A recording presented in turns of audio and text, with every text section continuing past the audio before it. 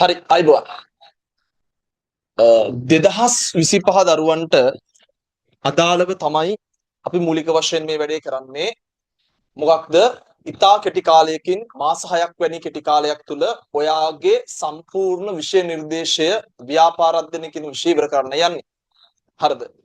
ඔයා 2025 දරුවෙක් වෙන්න පුළුවන්. හරිද? ඒ වගේම 2026 දරුවෙක් වෙන්නත් පුළුවන්. කාරි නෑ. 2026 දරුවෙක් වෙන්නත් පුළුවන්. 25 හෝ 26 හෝ ඔයාට ගැළපෙන විදිහට අපි මේක ලස්සනට වැඩේ කරන් යනවා. හරි. ඔයා මොන බැච් එකේ ළමයෙක් වුණත් ඔයා දන්නා විෂය නිර්දේශයේ පාඩම් 18ක් තියෙනවා. මේ පාඩම් 18 අපි පිළිවෙලට හරි ලස්සනට කරලා දෙන්න යන්නේ. හරි. ඔබ අමතන මම DS සංසන ව්‍යාපාර අධ්‍යයන දේශක. හරිද? සුදුසුකම් විද්‍යාවේදී ගෞරවපත් BC මැනේජ්මන්ට් ස්පෙෂල් එකක් තියෙනවා. හරිද? මම කියන අලුතෙන් ළමයෙක් ඉන්නවනම් උ දැනගන්න බෑ කවුද මම කියලා. හරිද? අලුතෙන් ළමයට කියන්නේ. එතකොට සුදුසුකම් තියෙන ප්‍රතිඵල තියෙන තනි ඉලක්කමේ රෑන්ක්. හරිද? දිස්ත්‍රික් කුසලතා, හරිද? අයිලන්ඩ් කුසලතා අනේ තනි ඉලක්කමේ රෑන්ක් තියෙන පන්තියකටයි ඔබ මේ සම්බන්ධ වෙලා තියෙන්නේ. හරි. ඒ වගේම කිසිවෙක් අසමත් නැති විශිෂ්ටවන්තයක් මේක. හරි. අපි වැඩේට යමු. මේකයි කතාව. දැන් ඔයා දන්නවා BS කියන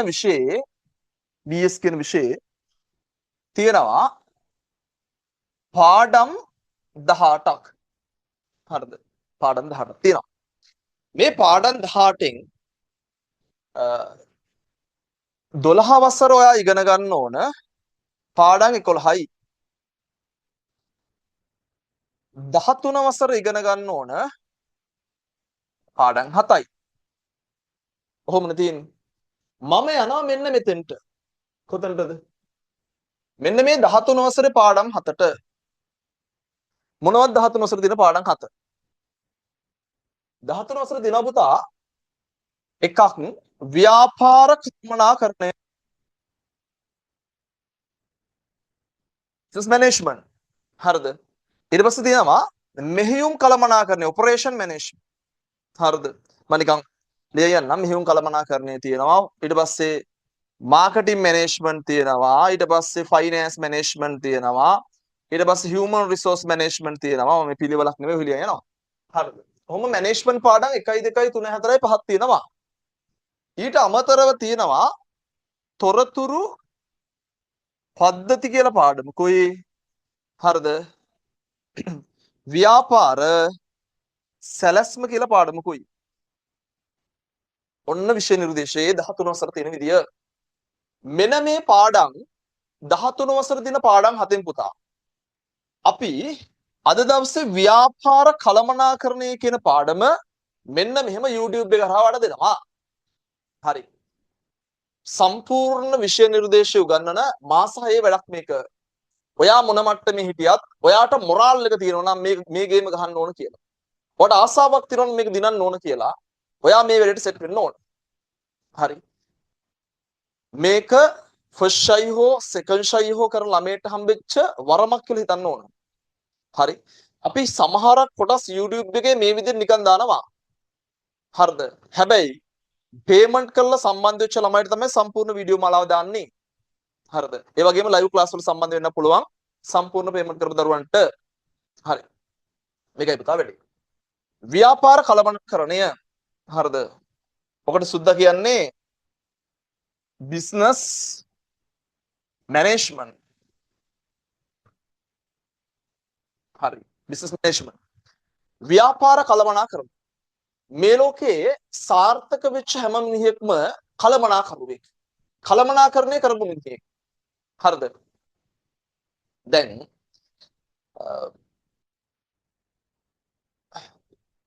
මට මෙන්න මෙහෙම කතාවක් මතක් වෙනවා. පහුගිය දවස්වල උදේ පාන්දර නැගිටිද්දී හරිද? හැමදාම උදේට කවුදෝ කතා කරන වගේ මට හැරෙනවා. හරි. කවුදෝ කතා කරලා කියනවා ඔයාට 86400ක් දීලා තියෙන්නේ අද දවසට. කීයද? 86400ක් දීලා තියෙන්නේ අද දවසට. මේකෙන් එකක්වත් නාස්ති කරන්න එපා. එකක්වත් නාස්ති කරන්න එපා. මේක හරියට ප්‍රයෝජනට ඔයා ගත්තොත් ඔයා ජීවිතේ දිනනවා කියලා කවුදෝ හඬක් මට හෙන්න ගන්න. මොකක්ද මේ? හරිද? මම ඒක ඔයාට කියනවා. ඔයාට 86400ක් දීලා තියෙනවා. හරිද? කීයක්ද? 86400ක් දීලා තියෙනවා. මේකෙන් එකක්වත් නාස්ති කරන්න එපා. මොකද්ද කියන්නේ? 86400ක් කියන්නේ දවසකට තත්පර. දවසකට තත්පර 86400ක්. හරිද? මේ 86400 හරියට මැනේජ් කරන උන් තමයි ජීවිතේ දිනන්නේ. හරි. සමහරක් මිනිස්සු හිතන් ඉන්නවා වැඩ කරන්න තියෙන්නේ පැය 8යි කියලා. හරි. හැබැයි අපි පැය 24ම වැඩ කරනවා. එහෙම කියන්න බෑ නිදාත් ගන්නවා. හැබැයි පැය 24ම වැඩි වෙලාවක් වැඩ කරනවා. මට මතකයි මම ඒ ලෙවල් ලඟ වෙද්දී මම සාමාන්‍යයෙන් දවසට පැය 12 15 18ත් කරපු දවස් කීපයක් තිබ්බා. දවසට පැය මෙච්චරක් පාඩම් කළා. හරි. එහෙම කරාම තමයි උසස් පෙළ පළවෙනි පාර මේ තුන කරන විශ්වවිද්‍යාලයන් වරප්‍රසාද ලැබෙන්නේ. හරි. මෙතනින් එකෙක් ඔයාගේ ජීවිතේ පුතා තේරුම් ගන්න ඕන ඔයා ලියන උසස් පෙළ ලංකාවේ තියෙන තරඟකාරීම විභාගෙ මේක. හරිද? එතකොට මේ විභාගෙ ගොඩ යන්න නම් ඔයා මේ වෙලාවේ මොරාල් එකේ වැඩ කරන්න ඕන. හරිද? මේ වෙලාවේ මොරාල් එකේ වැඩ කරන්න ඕන. මිනිස්සු විවිධ කතා කියන හිතන ෆ්‍රෙෂ් එක ලියපු ළමයෙක් කියලා මේ ඉන්නේ. හරිද? ෆ්‍රෙෂ් එක ලියපු ළමයෙන් නම් පුතේ ඔයාගේ ජීවිතේ දැන් කඩන් වෙලා තියෙන්නේ. හරිද? ජීවිතේ කඩන් වෙලා තියෙන්නේ. මිනිස්සු කියනවා අපි නම් හිතන් හිටියේ මේ වගේ ප්‍රතිඵලයක් එයි. අපි හිතුවේ නෑ ඔහොම වෙයි කියලා. විවිධ කතා, විවිධ නොයිස් ලෝකෙන් එනවා. ගෙදරින් ඔයාට තිබ්බ තැන නැති වෙලා තියෙන්නේ. හරිද? ඔයා ජීවිතේ වෙනස් කරන්න ඕන. උසස් පෙළ ව්‍යාපාර අධ්‍යයනය කියන විෂයේ වගකීම අපි බාර ගන්නවා. ඔයා අපිත් එක්ක මේ කියන වැඩ පිළිවෙලට සෙට් වෙලා අඛණ්ඩව හිටියොත් ඔයාට සුපිරි එකක් එනවා. ආයෙක කිසි කතාවක් නැහැ. මේ පාරත් ප්‍රතිඵල ලේඛන වල තියෙනවා A1 B2 වගේ ළමයි මේගොල්ලෝ කැම්පස් යන සිලෙට් මේ ඒක තියෙන්නේ BS වල. හරිද? ඉන්නවා එහෙම. හරි. A1 C2 ගත්ත ළමයි ඉන්නවා. ඉතින් මුන් නම් මේ A1 BS ගත්ත ළමයි ඉන්නවා. හරිද? ඉතින් මේගොල්ලන්ට කැම්පස් යන අමාරුයි. හරි. ඉතින් මං කියන්නේ ඔයා BS වලට විතරක් ඒකක් දාලා හරියන්නේ නැහැ. විෂයන් තුන බැලන්ස් කරන්න ඕන. ඒ සඳහා අවශ්‍ය මඟ පෙන්වීම අපි පන්ති දෙනවා. විෂයන් තුන බැලන්ස් කරන ප්ලෑන් එකක් අපි පන්ති දෙනවා. මේ සියලු වැඩවලට සෙට් වෙන්න ඕන. හරි. මොකද ඔයාට ඒකක් ආව කියන්නේ මම දිනු. මම ජයග්‍රහණය කළා ඉන්නේ. මගේ පන්තිර ආපු එකට ඒකක් ආව කියන BS වලට මම දිනු. හැබැයි ඔයාට මේ තුනක් නාවොත් ඔයා දිනලා නෑ ඔයා පරාදයි. හරිද? මේක වින් ටු වින් ගේම් එකක් වෙන්න ඕන. ඔයත් දිනන්න ඕන, මාත් දිනන්න ඕන. ඔයාට ඒ තුනක් આવුත් ඔයා දිනනවා. මගේ විෂයට එකක් આવුත් මාත් දිනනවා. හරිද? මොකද අපේ ප්‍රතිඵල ලේඛන වල අපිට ගහන්න පුළුවන්, අපිට කියන්න පුළුවන්. හරිද? එහෙම එකක් තියෙනවා. එහෙනම් වැඩේට සෙට් වෙමු. අපි යන් කෙලිම පාඩමට මම යනවා පාඩමට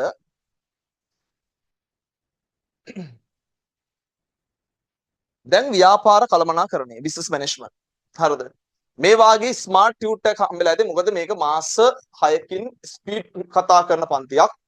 ස්පීඩ් රිවිෂන් එකක් වගේ එකක්. ඒතකොට මේ වගේ නිබන්ධනයක් ඔයාලට හම්බෙලා ඇති. මේ නිබන්ධනයේ දැන් සමහර ළමයි කියන්න පුළුවන් සර් ඊයේ පේමන්ට් එක කරේ තාම හම්බෙලා නැහැ. හරිද? එහෙම ළමයි ඉන්න පුළුවන් නේ. එහෙම නිබන්ධන තාම හම්බෙලා නැති ළමයෙක් නම් ඔයා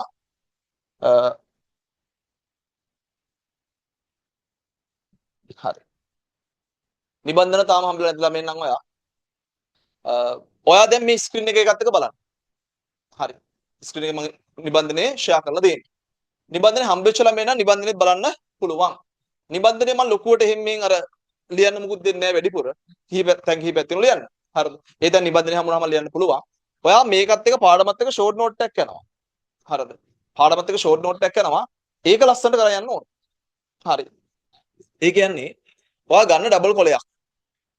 ඩබල් කොලයක් අරගෙන ඔයා තීරු වලට බෙදා ගන්න. ඔහොම තීරු වලට බෙදා ගන්න. බෙදාගෙන ලියා ගන්න ව්‍යාපාර කළමනාකරණය කියලා. ව්‍යාපාර කළමනාකරණය. ඉංග්‍රීසියෙන් ලියුව බිස්නස් මැනේජ්මන්ට්. හරි. ඩබල් කොලයක් ගත්තා. නැව්වා. හරි.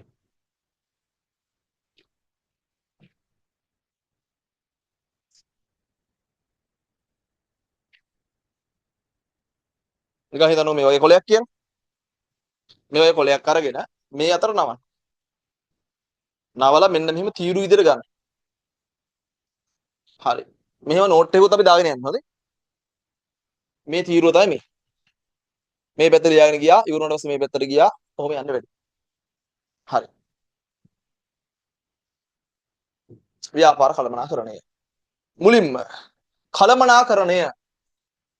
ඔයා දැනගන්න ඕන මුලින්ම කළමනාකරණය කියන්නේ කුමක්ද කියලා. හරිද? මම ටිකක් ලොක් කරලා ගත්තොත් මෙහෙම. කළමනාකරණය. කළමනාකරණය කියන්නේ බබා කලට මනාව කිරීම. මොකද්ද? කලට මනාව කිරීම. ඒ කියන්නේ දෙයක් කරන්න ඕන කාලයක් තියෙනවා. හරිද? අපි කියන්නේ ප්‍රේම කරන්න ඕන කාලයක් තියෙනවා. ඉගෙන ගන්න ඕන කාලයක් තියෙනවා. ඒ වගේ දෙයක් කරන්න ඕන කාලයක් තියෙනවානේ කල. නියමිත කාලෙට කරන්න ඕන කලට. මනාව කියන නිවැරදි ආකාරයෙන් කරන්න ඕන. දෙයක් කරද්දී හරි විදියට කරන්න ඕන. කලට මනාව. හරිද? කරණය කියන්නේ කිරීම. දෙයක් කරද්දී කලට මනාව කරන්න ඕන. හරිද? හරි. නිසි කලට මනා කියන්නේ නිවැරදි ආකාරයෙන්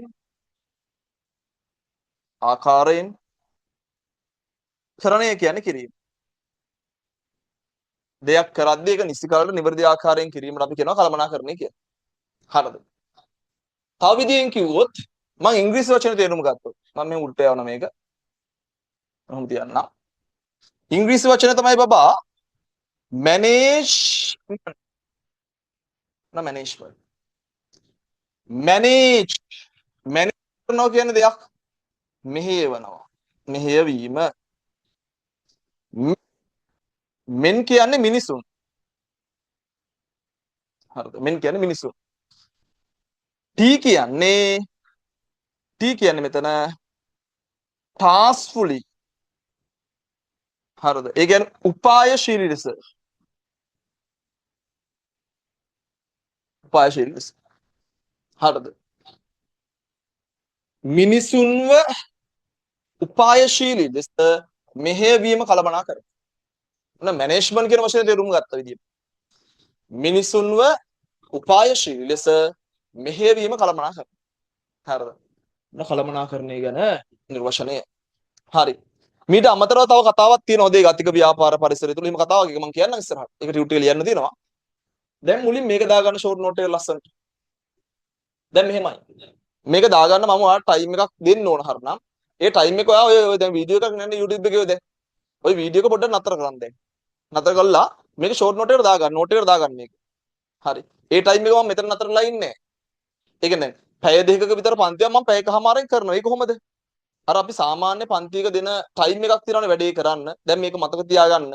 මතක තියාගෙන ලියන්න. හරිද? දැන් මේක බල බල නෙමෙයි ලියනවා මතක තියාගන්න බලන්න. කළමනාකරණය කියන්නේ මෙහෙම එකක්. හරිද? කළමනාකරණය කියන නිර්වචන හැදෙන්නේ මෙහෙම. නිසි කලට නිවැරදි ආකාරයෙන් කිරීම. හරි. ඒක අවබෝධ කරගෙනවා මතකෙන් වගේ දානවා. හරිද? ඊට පස්සේ මැනේජ්මන්ට් ඉංග්‍රීසියෙන් ගත්තොත් මැනේජ්මන්ට්. මැනේජ්මන්ට් කියන එක හැදෙන්නේ මෙහෙම. ඒක බැලුවා අවබෝධ කරගත්ත දැම්මා. හරි. එහෙමයි වැඩේ යන්නේ. හරි. ඒ ටයිම් එක ගන්න මේ වීඩියෝ එක නතර කරලා. හරි. ඒ ටයිම් එක වීඩියෝ එක නතර කරලා ගන්න. මම යනවා ඉස්සරහට. හරි. බලමු. මෙන්න PDF එක. PDF එකේ තියෙනවා මෙහෙම මැනේජ්මන්ට් මිනිසුන්ව උපායශීලී ලෙස හැසිරවීම කියන්නේ මෙහෙම. හරිද? ටියුට් තියෙන ළමයි මාත් එක්ක ඔය වගේ 1 2 3 ආදී වශයෙන් දාගන්න. මිනිසුන්ව උපායශීලී ලෙස මෙහෙයවීම තමයි කළමනාකරණය කියන්නේ. මම මේ කළමනාකරණය ගැන කියද්දි කියන්න ඕන මෙහෙම එකක් තියෙනවා හොදේ. මෙහෙම එකක් කියන්නේ මෙන්න මෙහෙම එකක් තියෙනවා.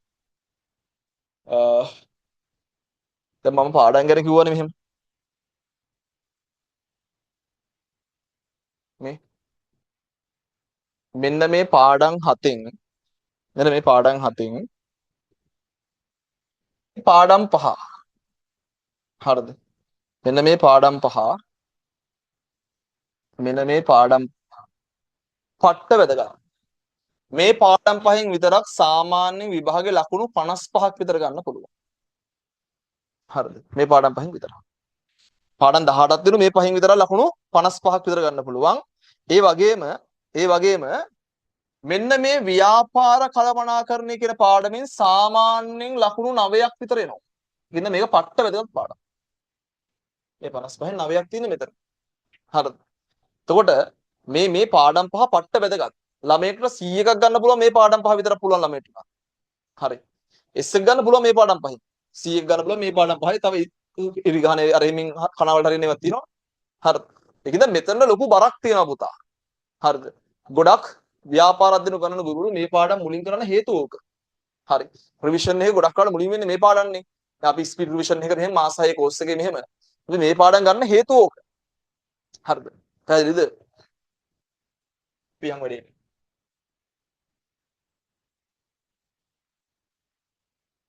මෙතන තියෙනවා පැටියෝ කළමනාකරු විසින් සේවකින්ව පාලනය කරනවලු. සේවකින් අන් සම්පත් පාලනය කරනවලු. ඔව්නේ ආයතනයේ තියෙන අන් සම්පත් ටික, විදුලි උපකරණ ටික, මැෂින් ටික අරවා මේවා පාලනය කරන සේවක. හරිනේ. සේවකයෝ අනිකුත් සම්පත් ටික පාලනය කරනවලු. අන් සම්පත් පාලනය කරන සේවකයෝ. හරි.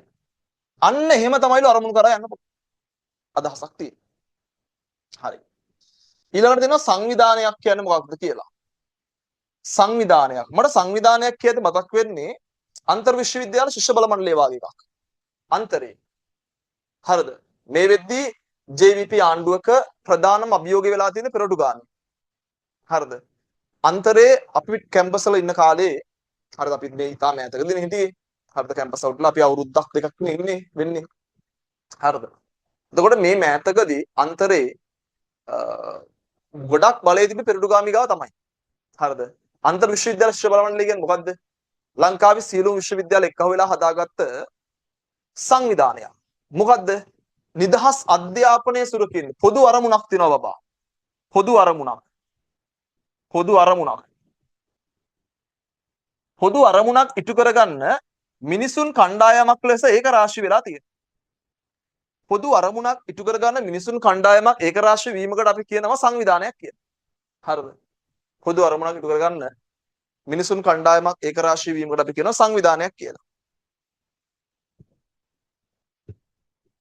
ඔයාලට මතක නම් 4 වෙනි පාඩමේ අපි කතා කරා විධිමත් සංවිධානයක ලක්ෂණ. 4 වෙනි පාඩමේ අපි කතා කරා විධිමත් සංවිධානයක ලක්ෂණ. ඒකද අපි කිව්වා විධිමත් සංවිධානයක් නම් පොදු අරමුණක් තියෙන්න ඕන. හරිද? අන්තරේ වාගේ පොදු අරමුණක් තියෙනවා. ඒ වගේම මිනිසුන් සම්බන්ධ වෙන්න ඕන, මිනිසුන් ක්‍රියාත්මක වෙන්න ඕන. හරිද? ඒ වගේම සංවිධාන ව්‍යුහයක් තියෙන්න ඕන. දැන් අන්තරේ ගතත් අන්තරේ යටතේ තියෙන මහාශ්‍ර සංගම් එහෙම. ඒ වගේම මහාශ්‍ර සංගමයේ තනතුරු බෙදලා ගිහලා තියෙන විදි තියෙනවා. සභාපති ඉන්නවා. උපසභාපති ඉන්නවා. සංස්කාරක ඉන්නවා. ලේකම් ඉන්නවා. භාණ්ඩාගාරික ඉන්නවා. ඒ කියන්නේ තනතුරු බලතල බෙදලා ගිහිල්ලා තියෙන විදියක් තියෙනවා. හරිද? අන්න විධිමත් සංවිධානයක එහෙමයි. තේරුණාද? හරි. බලමු අපි සංවිධානයක් කියලා මොකක්ද ටයිප් කරලා තියෙන්නේ කියලා. සංවිධානයක් කියලා ටයිප් කරලා තියෙනවා නිශ්චිත අරමුණක් ළඟා කර ගැනීමේ අරමුණින් මිනිසුන් කණ්ඩායමක් ලෙස ක්‍රමානුකූලව ඒකාබද්ධ කිරීමක් මෙන්න අදහස් වේ. උදාහරණ දෙලා දෙනවා පාසල, පවුල, කම්හල වාගේ ඒවා. හරිද? පාසල කියන්නේ සංවිධානයක්, පවුල කියන්නේ සංවිධානයක්, කම්හල කියන්නේ සංවිධානයක්ලු. ෂෝට් නෝට් එකට දාන්න මෙහෙම. හරිද? සංවිධානයක් යනු කියන එක දාන්න. ෂෝට් නෝට් එකට දාන්න සංවිධානයක් යනු කියන එක.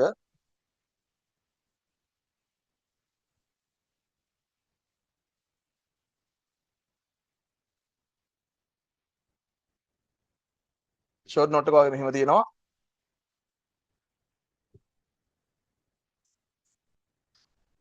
ඒකට දාන්න. සංවිධානයක් යනවා.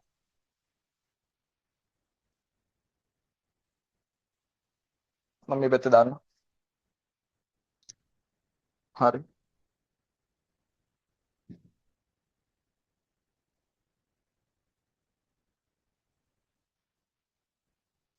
මේවා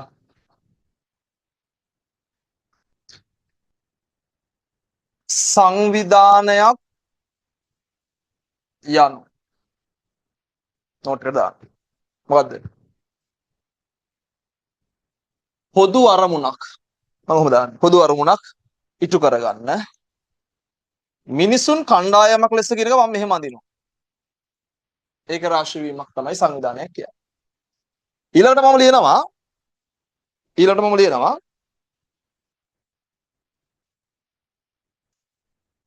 විධිමත් සංවිධානයක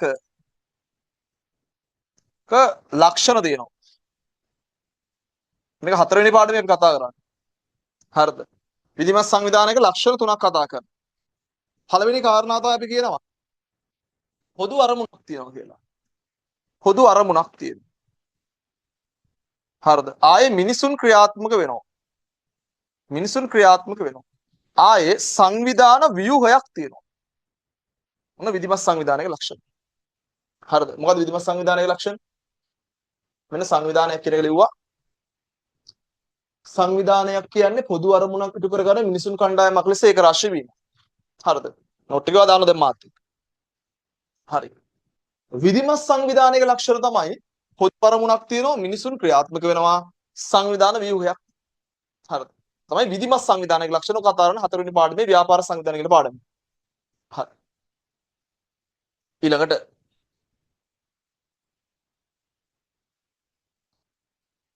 කළමනාකරන චින්තන දෙනවා බබා. හරි. කළමනාකරණය ගැන විවිධ මිනිස්සු විවිධ චින්තන විවිධ අදහස් දක්වලා තියෙනවා. දැන් එකම දෙයක් ගැන මිනිස්සුන්ට විවිධ කතා කියන්න පුළුවන් නේ. හරිද? ඔයා කවුද කියලා අහුවාම අම්මා කියන්නේ එක දෙයක්. හරිද? යාළුවෝ කියන්නේ වෙන දෙයක්. හරිද? ඔයාගේ හෘද සාක්ෂිය කියන්නේ වෙන දෙයක්. ඔයා කවුද කියලා අහුවා. හරිද? තව කෙනෙක් කියන්නේ වෙන දෙයක්. ඒ වගේ මේ කළමනාකරණය ගැන එකිනෙකා විවිධ නිර්වචන විවිධ අර්ථකථන දක්වලා තියෙනවා. හරිද? කළමනාකරණය ගැන විවිධ දේවල් කියලා තියෙනවා. කළමනාකරණ චින්තනයේ වර්ධනය. කළමනාකරණය පිළිබඳ සාම්ප්‍රදායික ගුරුකුලයන් කියලා තියෙනවා. කළමනාකරණය පිළිබඳ සාම්ප්‍රදායික ගුරුකුලයන් කියලා જાතියක් තියෙනවා. කියන සාම්ප්‍රදායික දේවල් ටිකක් තියෙනවා. හෙන්රි ෆේයෝල් කියලා ඩයලොග් හිටියා. හරිද? එයා කළමනාකරණය සම්බන්ධව පරිපාලන න්‍යාය කියලා හඳුන්වා දීලා තියෙනවා. ෆේයෝල් කියලා ඩයලොග් හිටියා. එයා කළමනාකරණය පිළිබඳව පරිපාලන න්‍යාය කියලා හඳුන්වා දීලා තියෙනවා. හරිද? ෆේයෝල් කළමනාකරණය පිළිබඳව හඳුන්වා දීලා තියෙන්නේ පරිපාලන න්‍යාය කියලා. ඊට පස්සේ විද්‍යාත්මක කළමනාකරණය ගැන කියලා තියෙනවා F.W. ටේලර් කියලා ඩයල් එකක්. හරිද? නිල බලවාදය කියලා කියලා දෙනවා මැක්ස් වෙබර්. දැන් මේව කෙටි ප්‍රශ්න වලට අහන්න පුළුවන් ඉරි ගහන ඒවට.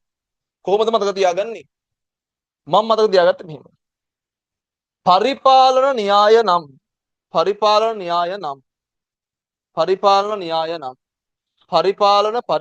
න්‍යාය නම් පේයෝල් පරිපාලන න්‍යාය නම් කවුද? පේයෝල්. පරිපාලන න්‍යාය නම් පේයෝල්. හරිද? විද්‍යාත්මක කළමනාකරණය. ඔය මිනිස්සු ඉපදුනේ කොහොමද කියන එකට විවිධ නිර්වචන තියෙනවා විවිධ අර්ථකථන තියෙනවානේ. හරිද? චාල්ස් ඩාවින් කියලා ඩයලොග් හිටියා. එයා පරිණාමවාදී කියලා හඳුන්වා දෙනවා. එයා පරිණාමවාදීද කියනවා මිනිස්සු පැවතගෙන ඉන්න වඳුරගෙන් කියලා. වඳුරගේ නැට්ට හැරිලා හරිද? එහෙම තමයි මේ මිනිස්සු පැවතගෙන ඉන්නේ කියලා එයා කියන්නේ. එහෙනම් විද්‍යාවේදී කියන්නේ නැට්ට හැරුණ කතාව. ටේලර් කියන්නේ ටේලර් කියන්නේ නැට්ට. එහෙනම් ටේල් නැට්ට කතාව කියන්නේ කවුද? විද්‍යාත්මක කළමනාකරණය ගැන කියන ටේලර්. විද්‍යාවේදී නැට්ට හැලිච්ච කතාවක් කියන්නේ එහෙනම් විද්‍යාත්මක කතාවත් එක්ක පද දෙකක් නැට්ට කතාව. නැට්ට කියන්නේ ටේල් එක ටේලර්. නිල බලවාදය මැක්ස් වෙබර්. ඒක ඉතින් අර යන වචනෙත් එක්ක මතක ගන්න. නිල බලවාදය මැක්ස් වෙබර්. හරි. පැහැදිලිද? හරි. වැඩි. ඊට පස්සේ ඔන්න ඒ දුර මතක තියාගන්න. මම මේක ආයි දාන්න යන්නේ නැහැ නෝට් එකට අපේ. මේව මතක තියාගන්න. කෙටි ප්‍රශ්න වල ඕන වෙයි. ඊළඟට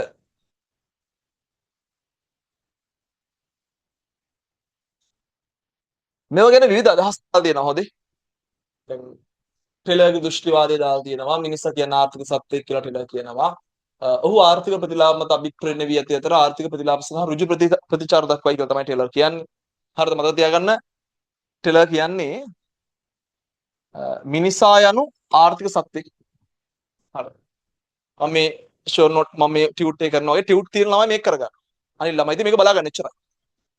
හරිද? මොනම කතාවක් කියලා දෙන්නේ. ඊට පස්සේ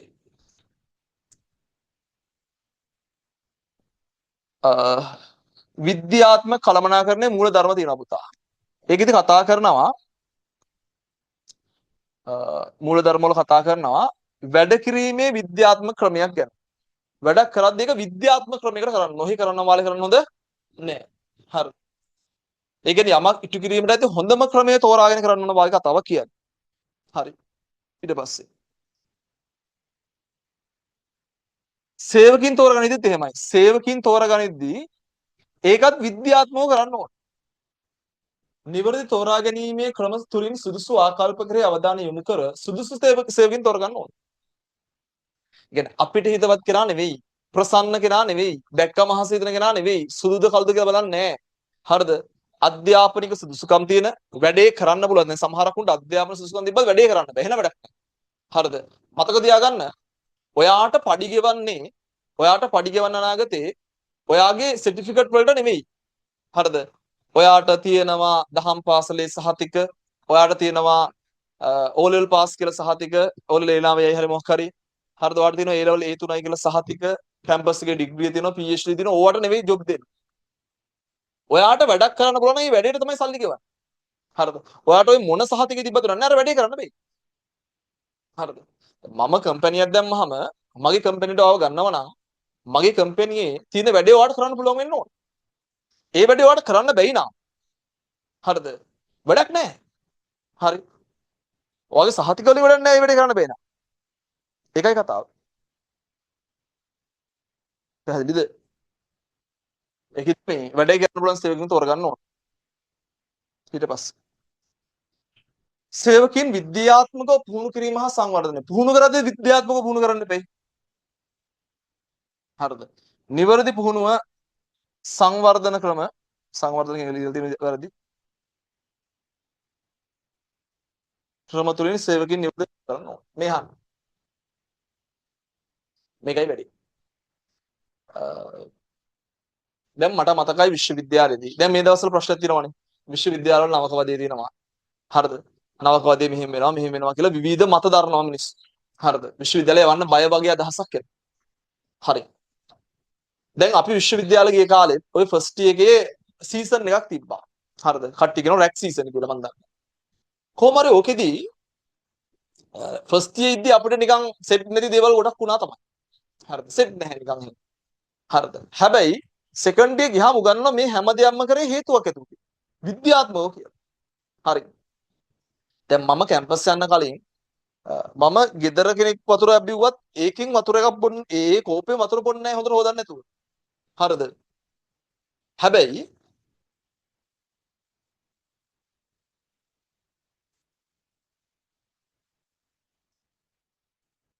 කැම්පස් ගියාට පස්සේ අපිට දෙනවා එක සෙට් එකකටම හරිද? එක සෙට් එකකට දෙනවා එක ප්ලේන්ටිය බොන්න ඕන මුළු සෙට් එකම.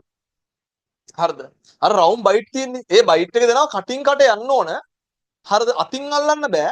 හැබැයි ටේබල් වල ගොඩක් වෙලා ඉන්නේ කෙල්ලයි කොල්ලයි. අතින් අල්ලන්න බෑ කටින් කට බයිට් එක යන්න. දැන් මං කටින් තව එකකට දුන්නාම ඌ ගානට ගන්නවා. හරිද?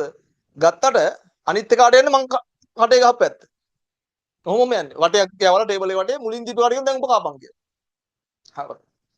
මං දන්නේ ඒකේ කොච්චර දුරට හොඳයිද කියලා. ඒ කියන්නේ සෞඛ්‍ය පැත්තෙන් ගත්තාම හොඳ නැහැ. හරිද? හැබැයි අර මිනිස්සුගේ දින අප්‍රියාව දැන් මගේ දීපු අප්‍රියාව නැතුණා ඇත්තටම.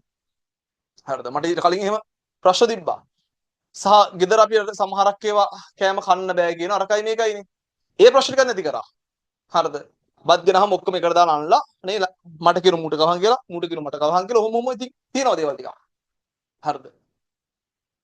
හැබැයි ෆිසිකල් ටච් කරන්න බෑ. ෆිසිකලි ගහන්න බෑ. හරිද? මට මතකයි අපේ බැච් එකේ කොල්ලෙක් අපි සෙකන්ඩ් ඉයර්දී සෙකන්ඩ් ඉයර් කියන්නේ අපි රැක් කරන වයසනේ. ෆස්ට් එකේදී අපිව රැක් කරනවා සෙකන්ඩ් එකේදී අපි රැක් කරනවා. කොහොමද තියෙන්නේ? ඔය රැක් කරනවා කියන්නේ ඇත්තටම ඉතින් අර හරි විනෝදකාමී දේවල් ටිකක් තමයි වැඩිපුර තියෙන්නේ. මෙහෙමයි ඕනම ශේෂ්ත්‍රයක ඉන්න පුළුවන් අපතේ. හරිද? මට මතකයි මීට අවුරුද්දකට විතර කලින් මට මතක විදියට පොලිසියේ රාලහාමි කෙනෙක් එයාගේ අනියම් බිරිඳගේ බෙල්ල කපලා හරිද? කඳ සූට්කේස් එකේ දාන් ගිහිල්ලා කොහේ හරි තියලා ඔළුව හොයාගන්න නෑ අර මිනිස්සු සිරිය හානි කරගත්තා. ඒ සිද්ධිය ලව් කරලා කියන්න පුළුවන් පොලිසිය ඔක්කොම නරකයි කියලා. හරිද? ඒ වගේ මම දැක්ක පහුගිය කාලේ නුගේගොඩ පැත්තේ ඉකෝන් බීඑස් කරන සර් කෙනෙක් PhD එකක් තියනවා කියලා. හරිද? PhD එකක් තියනවා කියලා. එයා බොරුවක් කළා එයාට උපාධියවත් නැහැ. උපාධියට අකුරු වැරදි මොකක් හරි ප්‍රශ්නයක් තිබ්බා. ඉතින් ඒ සිද්ධියෙන් කියන්න පුළුවන් හැම ගුරුවරයාගේම උපාධිය බොරුවක් කියලා. මේ ටියුෂන් එකේ ගොඩාක් බොරු කරන ගුරු ටිකක් ඉන්නවා. ඒක ඇත්ත. හරිද? දැන් අපි ෆිසිකල් පන්ති කරන ඔය අම්බලන්ගොඩ වගේ ප්‍රදේශවල ඉන්නවා. උපාධි නැති ගොඩාක් ගුරුවරු උපාධි කීකේ දාගන්න යටි. BSc කියලා ගහලා, හරිද BCom කියලා ගහලා උපාධි නෑ. සමහර අය කැම්පස් ගිහිල්ලත් නෑ. හරිද? ඒකට ක්‍රමයක් හදන්න ඕනේ. හරි. මම කියන්නේ අර වගේ සිද්ධියක් ලව් කරලා කියන්න බෑ මුළු සමස්ත සමාජෙම එකයි කියලා. හරිද? ඒ වගේ කැම්පස් වලත් ඉන්නවා. හරිද? ඉස්කෝලේ කාලෙත් ඉන්නවා මට මතකයි. මීට අවුරුදු ගණනකට කලින් කොල්ලෙක් වාඩි ගත්තේ පිටිපස්ස කොල්ල පිටිපස්සේ ඒ කියන්නේ පිටිපස්ස හිටපු කොල්ලා මේ පුටු වැද්දා. අරු වැටෙනවා කොන්දුවර පෙළ මොකක් හරි වැදුනා ඌ මලා. දැන් ඉස්කෝලේ ළමයි හොඳ නැද්ද එතකොට? ඉස්කෝලේ යවන්න බැයිද එතකොට? නේ? ඒකින්ද මේ විශ්වවිද්‍යාලයක සිද්ධියක් ලව් කළා විශ්වවිද්‍යාලේ ඉන්නේ මහා මේ මෙහෙම උන් හරිද කොණ්ඩවා ගත්ත රවුල්වා ගත්ත එහෙමයි මෙහෙමයි අරගල කාමිය උන් රැක් තියනවා එහෙම නෙමෙයි. විවිධ හුදකලා සිද්ධ වෙන්න පුළුවන්. මගේ අදහස. හරිද හුදකලා සිද්ධ වෙන්න පුළුවන්. මං කිව්වා දැන් අපේ බැච් එකේ හිටිය කොල්ලෙක් ඌ මොකක් හරි ෆිසිකලි හානියක් කරලා කොල්ලෙක්ගේ අත තුවාල වෙලා මොකක් හරි ප්‍රශ්නයක් වුණා. හරිද? මට මතකයි නම් ගමුත් ඔන්ලයින් එකේ කියන්න බෑනේ. මම ෆිසිකල් බන්දල කියනවා. එතකොට ඌව අරන් ගියා ෆෝර්ත් ඉයර් බැච් එකේ. එදා රෑම ඌ හිටියේ ෆෝර්ත් ඉයර් හොස්ටල් වල. උදේ ආවෝගේ මූණ පැත්තට ගිහිල්ලා ඇස් රතු වෙලා හරිද ෂර්ට් ඉරිලා හරිද ඌට දඩුවමක් දීලා ඒක. අපේ බැච් එකේ වෙන එකෙක්වත් ඊට පස්සේ පොඩි එකට අත තියන්න ගියේ නෑ. එහෙම තියෙනවා මේක ක්‍රමවේදයක් තියෙනවා. සිස්ටම් එකක් තියෙනවා. හරිද? ඒ සිස්ටම් එකෙන් පිටපයින් එකෙක් දෙන්නෙක් ඉන්නවා. ඉතින් උන්ට දඩුවමක් දෙන්න ඕන. අනිත් උන්ට තේරෙන්නේ. හරිද? ඒකයි වෙන්නේ. ඒකින්ද මේ විද්‍යාත්මකව පුහුණු කරන්න ඕන. හරිද? ඒක තමයි ටේලර් කියන්නේ. හරි. ඊට පස්සේ කළමනාකරණය සහ සේවකින් අතර සමීප සහයෝගයක් පැවතිය යුතුයි. කළමනාකරුවෝයි සේවකයෝයි දෙපැත්තට ඇදගෙන හරියන්නේ නැහැ මේ වැඩේ කරන්න බෑ. හරිද? කළමනාකරුවෝයි සේවකයෝ අතර සමීප සම්බන්ධයක් තියෙන්න ඕන. මැනේජර්ත් එක්ක සේවකයා හිතවත් වෙන්න. සේවකයාත් එක්ක මැනේජර් හිතවත් වෙන්න. එහෙම හිතවත් වුණා තමයි මේක හරි ස්මූත්ලි යන්නේ. එහෙම නැතු වුණොත් මේ දෙන්න මරාගත්තොත් ආයතන ඇතුලේ ආයතන අවශ්‍ය වැඩේ වෙන්නේ නැහැ. පැහැදිලිද? කියලා කියන්නේ. ඊට පස්සේ විද්‍යාත්මක කළමනාකරණය පිළිබඳ විවේචන දෙනවා බබා. මොනවද විවේචන? තාක්ෂණික ශිල්ප ක්‍රම පිළිබඳව ඉතාම අධික අවධානයක් යොමු කරලා තියෙනවා. හරිද? කියන්නේ තාක්ෂණය ගැන විතර හිතලා ඉතාම යාන්ත්‍රිකයි. කණ්ඩායම් හැඟීම් වාගේ ඒවා අමතක කරලා තියෙනවා. හරිද? මානුෂීය හැඟීම් අවශ්‍යතාව නොසලකා හැරලා තියෙනවා. මුදල් හැර රැකියා තෘප්තිය කෙරේ බලපාන අනිකුත් සාධක අමතක කරලා තියෙන විද්‍යාත්මක කළමනාකරණයේදී. දැන් විද්‍යාත්මක කළමනාකරණයේදී කියන්නේ සරලව මෙච්චරයි. මිනිස්සුන්ට සල්ලි දුන්නොත් වැඩ ගන්න පුළුවන් කියලා කියන්නේ. මිනිස්සුන්ට සල්ලි දුන්නොත් වැඩ ගන්න පුළුවන් කියලා කියන්නේ. හැබැයි සල්ලි වලට විතර නෙවෙයි මිනිස්සු වැඩ කරන්නේ. දැන් මගේ යාළුවෙක් හිටියා ගෙවල් කිට්ටුව මිනිහා ආර්ට් ඩිග්‍රියක් ගත්තේ. හරිද?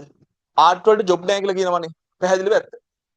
මිනිහා විශාල ආයතන ගානකට ගියා ජොබ් ගන්න හම්බුන්නේ නැහැ.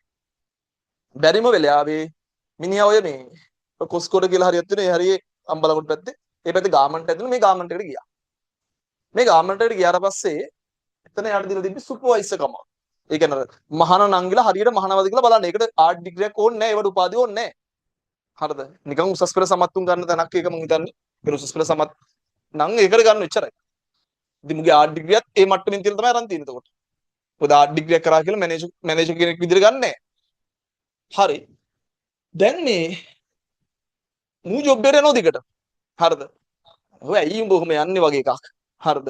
පඩිය කීයද? පොඩි පඩියක් කිව්වේ. පඩියත් මදි. දැන් මිනිහා ඔය අත්වැඩ වලට එහෙමත් යනවා. අත්වැඩට ගියාම දවසට මං කියන රුපියල් 3000ක් විතර ගන්න පුළුවන්. හරිද? දවස් 5ක් වැඩ දවස් 10ක් වැඩ කරගත්ත කියන රුපියල් 30000ක්.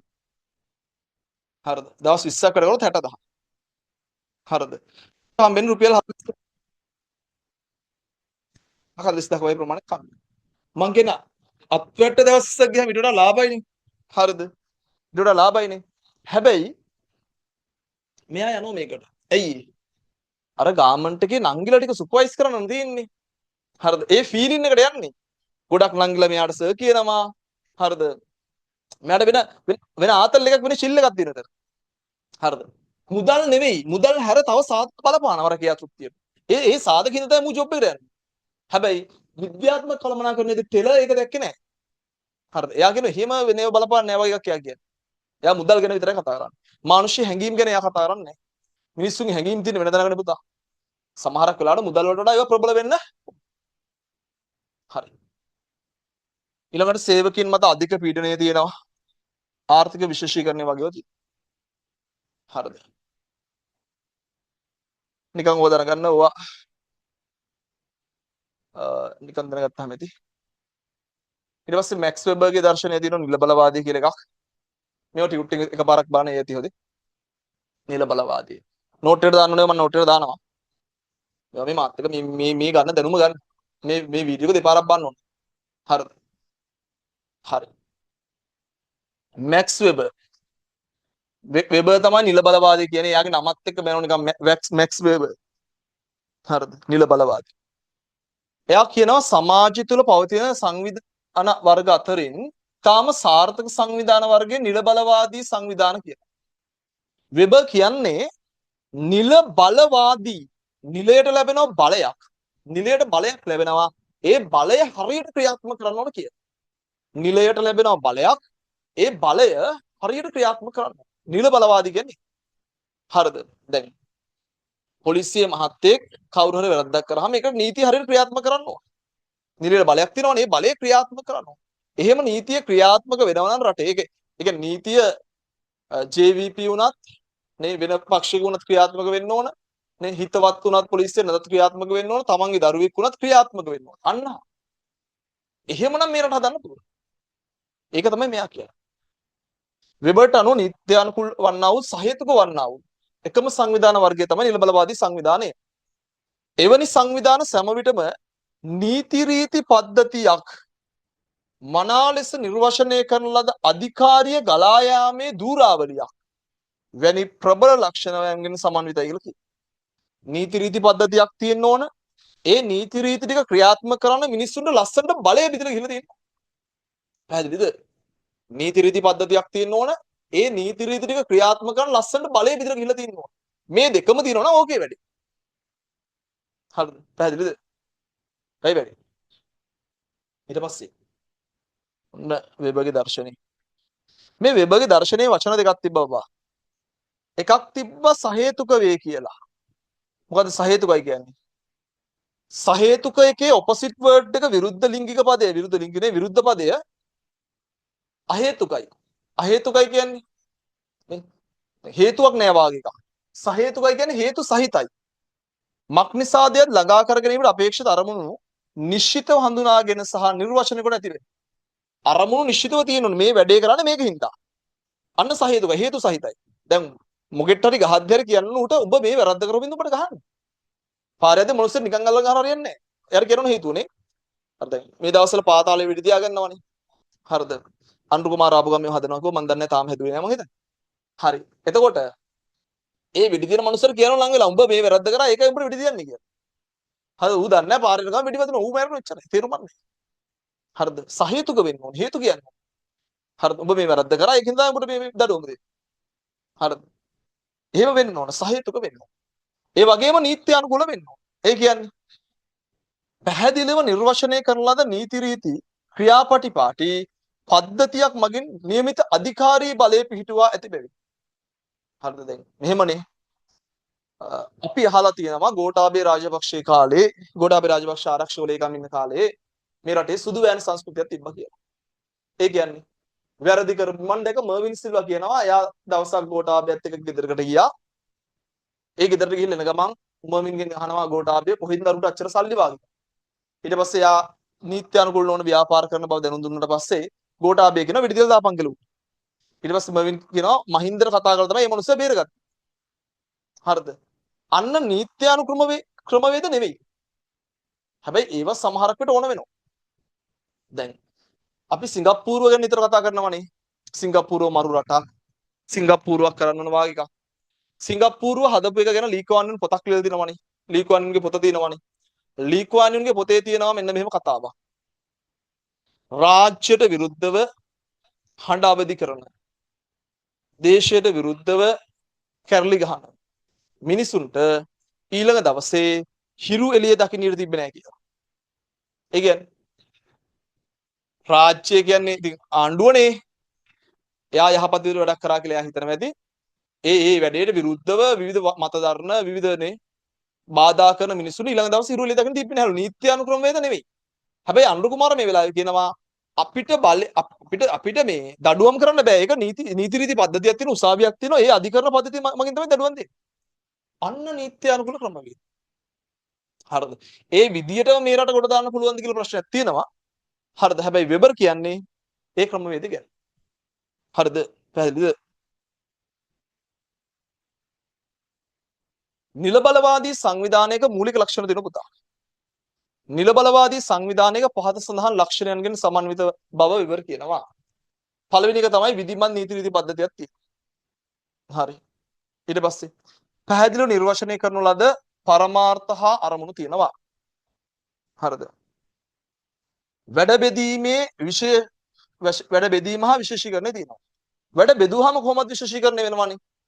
වැඩ ටික බෙදලා දුන්නාම ඒ වැඩේට දක්ෂතා තියෙන මිනිස්සු ඒ වැඩේට එක්ස්පර්ට් වෙනවා. වැඩ බෙදුවාම කොහොමද විශේෂීකරණය වෙනවා? හරිද? එකම දෙයක් දිව් කාලය තිස්සේ කරන දැන් ටියුෂන් එක මම දිව් කාලය තිස්සේ කරනවානේ. එතකොට අතීතයට වඩා යම් දෙයක් අපිට තේරෙනවා. ළමයේ කැරෙද්දී අපිට තේරෙනවා ළමයා මේක තමයි මේ කරන්න හදන්නේ. මේක තමයි මේ කියන්න හදන්නේ. හරිද? මේක තමයි මෙයාට ඕන්ලා තියෙන්නේ. හරිද? එහෙම තේරෙනවා. ඒක කාලයක් එක්ක එන්නේ. හරිද?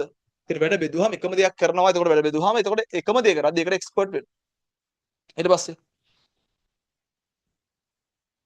තාක්ෂණික සාමාර්ථ මත පදනම්ව තනතුරු සඳහා පුද්ගලයන් පත් කරන්න ඕන. හරිද?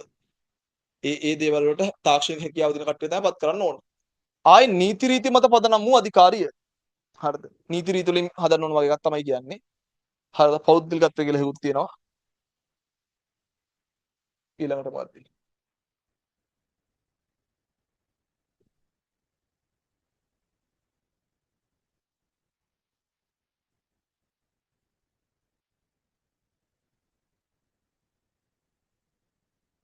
එල්ටන් මායෝ. හරිද? එල්ටන් මායෝ. මායෝ කියනවා මායෝගේ දර්ශනයේදී කියනවා මිනිසා කියන්නේ සමාජීය සත්වයෙක් කියලා. හරිද? එල්ටන් මායෝ කියනවා මිනිසා කියන්නේ සමාජීය සත්වයෙක්. මිනිසා කියන්නේ සමාජ සත්වයෙක්. මුදල් හෝ අනිකුත් ඕනෑම සාධකයකට වඩා මිනිසුන්ගේ සමාජීය සම්බන්ධතාව පිළිබඳ අවශ්‍යතාවය ප්‍රබලයි කියලා මායෝ කියනවා. හරිද? එතන මායෝගේ දර්ශනය එයා කියන්නේ මිනිසා කියන්නේ සමාජීය සත්වයෙක් කියලා. හරිද?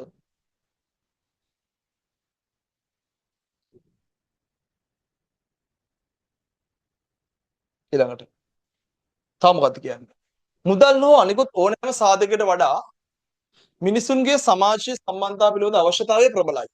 ඒ අනිත් හැම දෙයකටම වඩා සමාජීය සම්බන්ධතාව ප්‍රබලයි කියලා තමයි එල්ටන් මායෝ කියන්නේ. හරිද? ඊළඟට නිසා ඔවුන්ගේ සමාජීය අවශ්‍යතා තෘප්තිමත් කිරීමෙන් ඔවුන්ව වැඩ කිරීමට පෙළඹවන්න පුළුවන් කියලා මායෝ කියනවා. හරිද? කොහොම කතාවක් කියනවා. ඊට පස්සේ කණ්ඩායම් කාර්යය ගැන කතා කරනවා. කණ්ඩායම් හැඟීම් ගැන මායෝ කියනවා. ඕම් කොහොම කතා ටිකක් තියෙනවා. හරිද? නූතන කළමනාකරණ න්‍යායන් තියෙනවා. ඒක නිකන් බලන්න. නිකන් මේවා කියව ගන්න. කළමනාකරණ චින්තන ඉදිරියට මෑත කාලේ ඉදිරිපත් වූ අදහස් සලකා බලනවා මේකදී. ඒ යටතේ තියෙනවා පද්ධති පිවිසුම් කියලා ওই සිස්ටම් එකක් ගැන කතා කරන්නේ. හරිද? දෙයක් මැනේජ් කරන සිස්ටම් එකක් හදන්න ඕන වා එකක් කියන්නේ. හරිද? ඊට පස්සේ අවස්ථානුකූල පිවිසුමක් තියෙනවා. කියන්නේ අවස්ථාවට ගැළපෙන විදිහට ප්‍රවේශ වෙන්න ඕන. හරි. පාරේ යද්දි මිනිස්සු දෙන්නේ කඩු දෙකකින් ගහගද්දි ඔයා දෙන්නවා මෙහෙම කරලා අත් දෙකකින් දෙපැත්තට කරාම මොකෝ වෙන්නේ? ඔයා ඉඳී අත් දෙක නැති වෙනවා. හරිද? කඩුවකින් කඩු වලින් දෙන්නේ ගහ ගන්නවා. ඔයා පාරේ මැදට වෙලා නවත්තපන් කියලා දෙන්නවා මෙහෙම කරලා අත් දෙකෙන් ඈත් කරනවා. ඔයා ඉඳී අත් දෙක බිම දී. තේරෙනවද? අවස්ථානුකූල පිවිසුමක් තියෙනවා. ඒ තැනට ගැළපෙන විදිහට හැසිරෙන්න ඕන. හරි. ඒ වගේම කළමනාකරන විද්‍යාත්මක පිවිසුමක් ගැන කතා කරනවා. ඒක සයන්ස් අප්‍රෝච් එකක්. හරිදර දේවල් ගණන් හදලා බලලා මෙහෙමයි මේක කරොත් මෙහෙමයි ආදි වශයෙන් හරිද? දෙයක් කරන්න ඕන වගේ තියෙනවා. ওই ටික නිකන් කිව්වා. ওই ටික එච්චර ලොකු වැදගත්කමක් තියෙන දේවල් ටිකක් නෙවෙයි හැබැයි. අපි දැන් යනවා මෙන්න මෙතන. කළමනාකරන නිර්වචනය. කළමනාකරන නිර්වචනය. අන් අය සමග හෝ අන් අය ලවා වැඩ කරවා ගැනීමේ කලාව කළමනාකරණයයි. කවුද කියන්නේ? මෙන්න මේ ඩයල් එක කියන්නේ. හරි. MP ෆොලොට්. හරි. අන් අය සමග සහ අන් අය ලවා වැඩ කරවා ගැනීමේ කලාව කළමනාකරණයයි. ඔන්න කළමනාකරණය සම්බන්ධ එක නිර්වචනයක්. හරි. කියන්නේ කළමනාකරණයට විවිධ නිර්වචන කියන්න පුළුවන්. ඔය කළමනාකරණය සම්බන්ධ එක නිර්වචනයක්. පැහැදිලිද? ඔය නිර්වචන කිව්ව කෙනා පොඩ්ඩක් මතක තියෙන්න ඕන. හරි. විභාගයේ නිර්වචනේ දීලා අහනවා කවුද කිව්වේ කියලා. හරිද? මම දන්නවද ඕවා කියලා කියන්න බෑ. කවුද කිව්වේ කියලා. හරිද? තව තියෙනවා පීටර් ඩකර් කිව්ව නිර්වචනේ. මොකද්ද පීටර් ඩකර් කියන්නේ? දැන් මේ නිබන්ධන තියෙන ළමයි මේ නිර්වචන පුතේ හයිලයිට් කරගන්න. හරිද? නිබන්ධන තියෙන ළමයි ওই නිර්වචන හයිලයිට් කරගන්න. පීටර් ඩකර් කියලා තියෙනවා අන් අය සමග හෝ අන් අය තුලින් සඵලදායී ලෙස සහ කාර්යක්ෂම ලෙස වැඩ කරවා ගැනීමේ ක්‍රියාවලිය කළමනාකරණය කියලා. සඵලදායී ලෙස සහ කාර්යක්ෂම ලෙස වැඩ කරවා ගැනීමේ ක්‍රියාවලිය ගැන කතා කරලා තියෙන පීටර් ඩකර්. පැහැදිලිද? අන්න පීටර් ඩකර් කියලා තියෙන්නේ.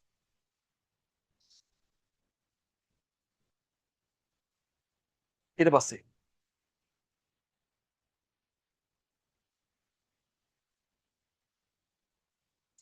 ඊළඟට තියෙනවා ජේම්ස් A.F. ස්ටෝනර් වගේ නමක් තියෙන මිනිස්සෙක්. එයා කියනවා ආයතනික ප්‍රකාශිත අරමුණු ඉටු කර ගැනීම සඳහා එම ආයතනයේ ඇති මානව හා අනිකුත් සම්පත් සැලසුම් කිරීම, සංවිධානය කිරීම, මෙහෙයවීම හා පාලනය යන ක්‍රියාවලිය තමයි කළමනාකරණය කියන්නේ. ඒක ටිකක් හොඳ නිර්වචනයක්. හරි. කවුද කිව්වේ කෙනා කියලා මතක තියාගන්න. ඔව කිව්ව මිනිස්සුන්ගේ නම් වැදගත්. නම් අහනවා. ඔකින කිව්ව කෙනා කවුද කියලා මතක තියාගන්න. හරිද? මම මෙන්න මෙතන කළමනාකරන නිර්වචනයක් කියනවනේ මෙතනට. හරිද? මේදී ටියුට් තියෙන ළමයි මෙතන ලියන්න. ටියුට් නැති ළමයි මේ අර නෝට් එකට දාන කොලයක් මං ගන්න කිව්වේ. හරිද? ඒ කොලේ ලියන්න. මං එතනින් ලියලා එන්නම් මුලින් මෙතනට.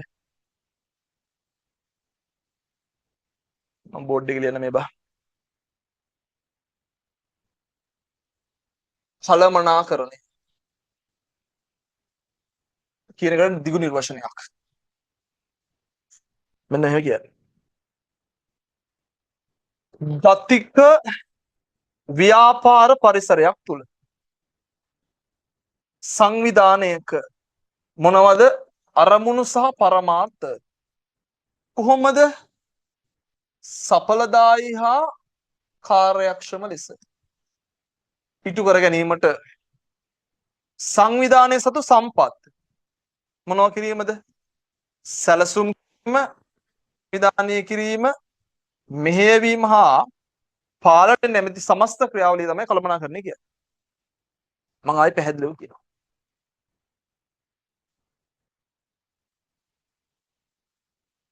ගතික ව්‍යාපාර පරිසරයක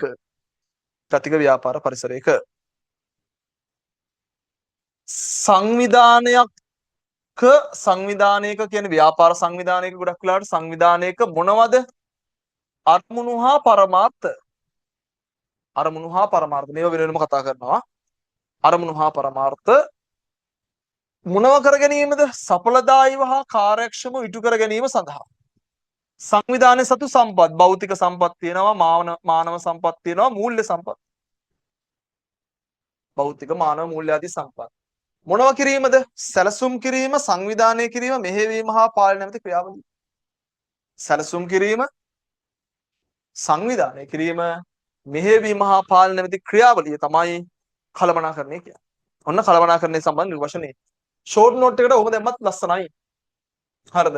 නිර්වචනය මම ලිව්වොත් අතන ඔක මතක තියාගන්නද? ඇහුණාද? මේ නිර්වචනය මතක තියාගන්න. කළමනාකරණය යන කුමක්ද කියලා ගොඩක් වෙලාට අහනවා. දැන් අපි මේ එකිනෙකේ තේරුම වෙනම දැනගන්න ඕන. හරිද? එකිනෙකේ තේරුම වෙනම දැනගන්න ඕන. මොකද තේරුම් ගන්න මේ. ගතික. ගතික පුතේ වෙනස් වෙන පරිසරය. මිනිස්සු හරි ගතිකයිනේ පුතා. හරිද? මිනිස් සිත නිතර වෙනස් වෙන්න පුළුවන්. ඒතර ගතික පරිසරය කියන්නේ වෙනස් වෙන ව්‍යාපාර පරිසරය. හරිද? සංවිධානයක් කියන්නේ ඕගනයිසේෂන් එකක්. අරමුණු හා පරමාර්ථ ගැන අපි කතා කරනවා. පරමාර්ථයක් කියන්නේ දිගු කාලීනව සාක්ෂාත් කර ගැනීම බලාපොරොත්තු වෙන දෙයක්. අරමුණක් කියන්නේ කෙටි කාලීනව සාක්ෂාත් කර ගැනීම බලාපොරොත්තු වෙන තත්ත්වයක්. ඊට වඩා මම පැහැදිලි කරනවා. සඵලදායී හා කාර්යක්ෂම. සඵලයි කියන්නේ හරි දේ කරන එක, කාර්යක්ෂමයි කියන්නේ හරියට කරන එක. පැහැදිලි කරනවා ඊට වඩා. හරිද? ඉටු කරගන්න සංවිධාන සතු සම්පත් භෞතික මානව මූල්‍ය ආදී සම්පත් කියලා අපි මූලික වශයෙන් කියන්නේ. ඒවා සැලසුම් කිරීම, සංවිධානය කිරීම, මෙහෙයවීම හා පාලනය නැමැති ක්‍රියාවලිය තමයි කළමනාකරණය කියන්නේ. කළමනාකරණය කියන process එක. මේ තමයි කළමනාකරණ ක්‍රියාවලිය. කළමනාකරණයේ මූලික කරන දේ වැඩ ටික. පැහැදිලිද? අපි යන් කෙලින්ම නිර්වචන ලියන්න. මේ බා. මම ලියන මෙහෙම.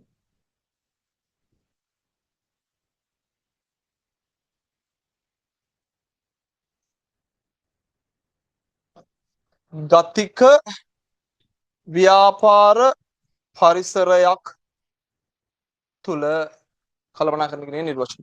ගතික ව්‍යාපාර පරිසරයක් තුල. හරිද? සංවිධානයේ අරමුණු සහ පරමාර්ථ සඵලදායී හා කාර්යක්ෂම ලෙස සඵලදායී හා කාර්යක්ෂම ලෙස ඉටු කර ගැනීමට සඵලදායී හා කාර්යක්ෂම ලෙස ඉටු කර ගැනීමට සංවිධානය සතු භෞතික මානව මූල්‍ය ආදී සම්පත්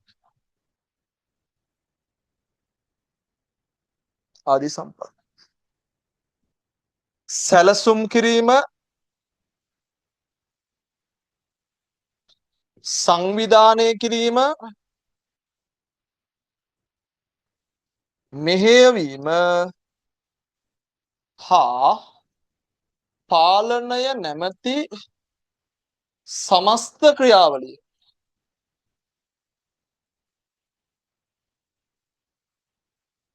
කළමනාකරණය නම් වේ.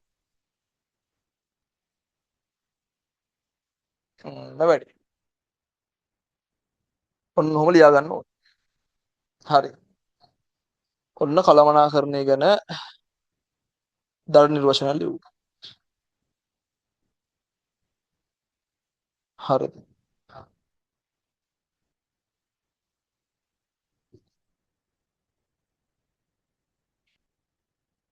කළමනාකරණය ගැන දර නිර්වචනය ලියුවා.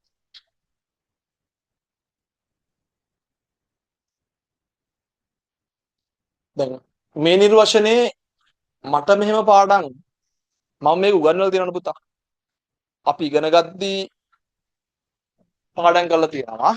හරි. එතකොට මට මතක පොඩ්ඩක් නිර්වචන වෙනස් මීට වඩා. හරිද? කොහොම හරි අපි උගන්වලා තියෙනවා දැන් බැච් කීපයකට. එතකොට අපිට මතකයි. ඔයාට සර් ඔයාගේ සර් මට එකපාර මතක තියාගන්න බැරි. ඉතින් ඔයා දෙතුන් වතාවක් කියවන්න මේක. ලියන්න කොලේක මතකයි. හරිද? අර නෝට් එකකට දාන්න මෙතනක් ලියන්න. නිබන්ධන තියෙන ළමයි. නිබන්ධන තාම හම්බෙච්ච ළමෙක් ඉන්නවා නම් මට මැසේජ් එකක් දාන්න. හරිද? අපේ නම්බර් එකට මැසේජ් එකක් දාන්න.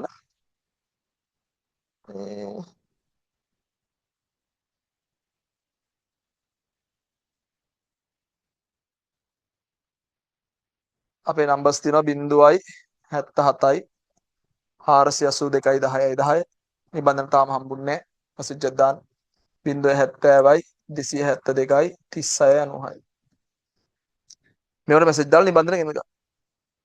හරිද?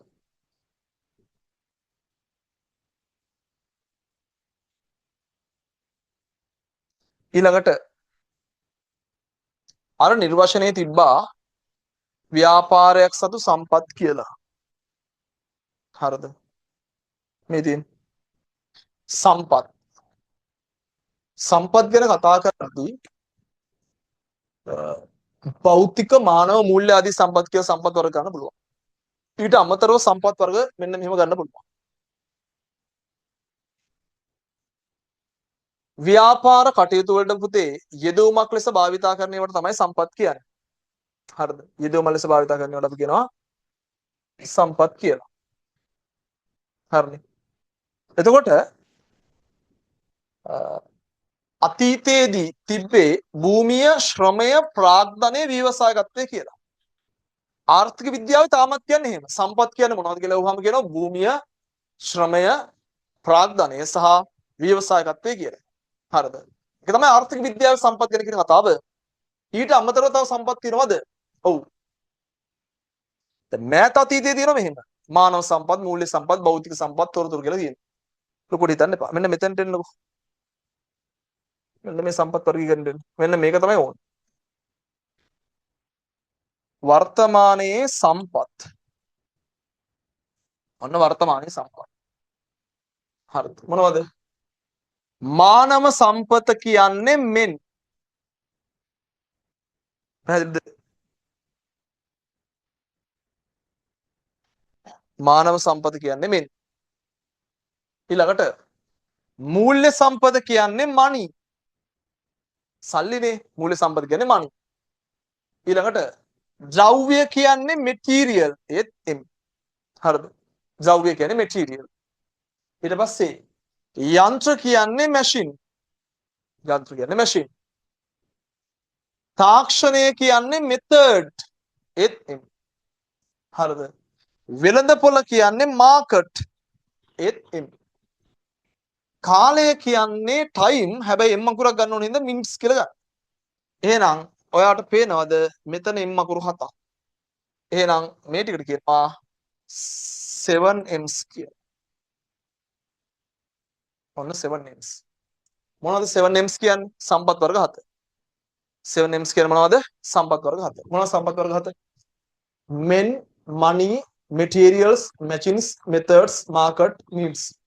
හරිද? මම මේව ඉංග්‍රීසියෙන් පාඩම් කරගත්තේ. හරිද? ඔයාට සිංහලෙන් පුළුවන්, ඉංග්‍රීසියෙන් පුළුවන් කැමති විදිය. as you wish. හරිද? මටත් එහෙම ඉංග්‍රීසි ලොකුවට බෑ ඉතින්.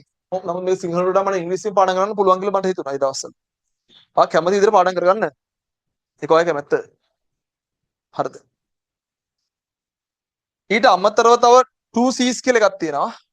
2C's මොනවද? concept. concept කියන්නේ සම්පතක්. customer කියන්නේ සම්පතක්. customer කියන්නේ ව්‍යාපාරික පදනම. හොඳේ. ව්‍යාපාරයක පදනම මෙයා. පදනම තමයි customer. ඒ වගේම 2C's වලත් අපි කතා කරන මේ සම්පත් වර්ග දෙකක් තමයි සංකල්ප සහ ගණිතකරුවෝ කියන්නේ. මිනිහට අලුත් සංකල්පයක් හිතුනොත් ඒක සම්පතක්. අලුත් දේවල් හිතන මිනිස්සු. හරිද? සම්පතක්. හරිද? අලුත් දෑ නොතකන જાතිය ලොව ඉහළට නොනගී වගේ වචනයක් තියෙනනේ මොකද අදහසක් තියෙන්නේ. හරිද? අලුත් දේවල් හිතන එක concept හිතන එක සම්පතක්. ඒ වගේම customer කියන සම්පතක්. හරිද? පියන් ඊළඟට මෙන්න. දැන් මේ කතා කරා යන්නේ අර නිර්වචන තිබ්බේ හොදේ. හරි. මතකද නැහැ නිර්වචන තිබ්බා මෙහෙම එකක්. නේද? සඵලදායීතාව, කාර්යක්ෂමතාව. ඒව ගැන කතා කරන්නේ. මේ බා. සඵලදායීතාව කියන්නේ මොකක්ද? කාර්යක්ෂමතාව කියන්නේ මොකක්ද? සඵලදායීතාව කියන්නේ doing correct thing. ඒ කියන්නේ හරි දේ කරන එක. මිනිහෙක් සඵලයි කියන්නේ හරි දේ කරන එකනේ. දැන් පෞගිය කාලේ පොලිසිය විසින් ආයුධ පෙන්වන අරන් ගිහිල්ලා වෙඩි වෙදිලා මිය ගියා මාකදුරේ මදුෂ් කියලා මිනිස්සෙක්. එයා කාර්යක්ෂම මිනිහෙක්. ඇයි මං එහෙම කියන්නේ? එයාගේ අර හඬපට මං ඇහුවා පොලිසියේ රාලහාම කෙනෙක් කියනවා. එයා කියනවා සර් කවුරු සුදු නෑ. ඔය කාගේ කළු පැත්ත මම දන්නවා. හරිද? කවුරු සුදු නෑ සර්. කියලා විවිධ කතන්දර ටිකක් කියනවා. ඒ කතන්දර වලදී එයා කියනවා මේ ප්‍රදේශයේ කුඩු බෙදන්නේ මෙයා, මේ ප්‍රදේශයේ කුඩු බෙදන්නේ මෙයා, ලංකාවට කුඩු එවන්නේ මේගොල්ලෝ. ආන්නෙම කතා ටිකක් කියනවා. ඒ කියන්නේ එයා කරන බිස්නස් එක සම්බන්ධව එයා හැමදේම දැනන් ඉඳලා තියෙනවා. හරිද? ඒ වගේම එයා දන්නවා කියලා මම අහලා තියෙනවා. එයා කියනවලු දැන් කොළොන්නාවේ මෙච්චර ප්‍රමාණයක් කස්ටමර්ස්ලා ඉන්නවා. මේ ප්‍රදේශෙ මෙච්චර ප්‍රමාණයක් ඉන්නවා. එයා හැමදේම දැනගෙන හරියට වැඩේ කරලා තියෙනවා කරන වැඩේ. හැබැයි හරි දෙයක් නෙමෙයි. හැබැයි හරියට කළා. හරිද?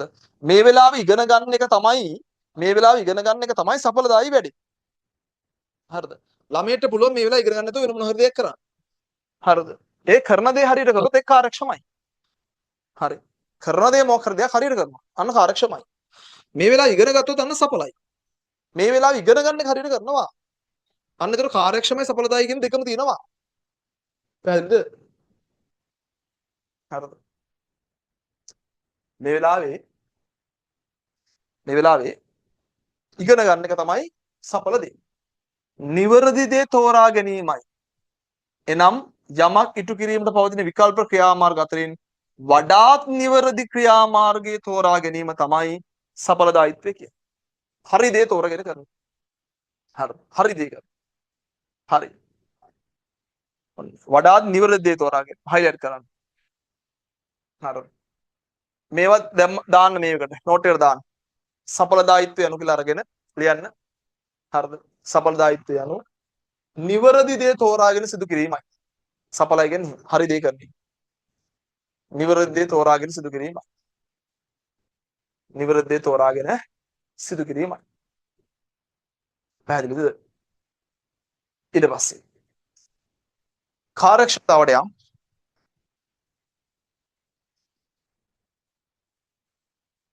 කාර්යක්ෂමතාවය තෝරාගත් නිවැරදි ක්‍රම. කොහොමත් ඔයා දෙයක් තෝරගන්නවට හරි කියලා හිතන දෙන්නේ. දැන් අපරාධකාරයෙක් ඒ පැත්ත තෝරගන්න එයාට හරි කියලා හිතන ඉඳා. හරිද? මත්ද්‍රව්‍ය ව්‍යාපාරිකයෙක් ඒ පැත්ත තෝරගන්න එයාට හරි කියලා හිතන ඉඳා. එයාට දිනු වෙන දින හරි ක්‍රම මේක කියලා හිතනවා. හරිද? තෝරාගත් නිවැරදි ක්‍රමය. නිවැරදි ආකාරයට ක්‍රියාවේ යෙදවීම තමයි කාර්යක්ෂමතාවය කියන්නේ. එහෙනම් කාර්යක්ෂමතාවය කියන්නේ මොකද්ද? තෝරාගත්ත දේ නිවැරදි ආකාරයට කිරීම. හරිද? ඔයා තෝරගන්න යම් ශේෂ්ත්‍රයක්ද ඒක හරියට කරන්න ඕන. කරන්න මාළි කරලා හරියන්නේ නැහැ. ඒක හරියට කරන එක තමයි අපි කියන්නේ කාර්යක්ෂමයි කියන්නේ. හරියට කරන්න කාර්යක්ෂමයි. හරියට කරන්නේ කාර්යක්ෂමයි. පැහැදිලිද? එනම් අවම සම්පත් භාවිතෙන් හා අවම පිරිවැයක් යටතේ වැඩිම නිමු ප්‍රමාණයක් බිහි කිරීමට ක්‍රියා කිරීම. හරිද? ඊට පස්සේ ඵලදායිතාව probability කියලා කියන්නේ. හරිද? ඵලදායිතාව හොයන සූත්‍ර මතක තියාගන්න. ඵලදායිතාව. යෙදවුම් සහ නිමුම් අතර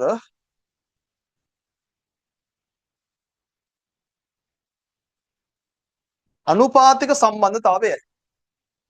හරිද? දැන් ගාමන්ට් එකක ගවුම් මහන අක්කලයි. හරිද?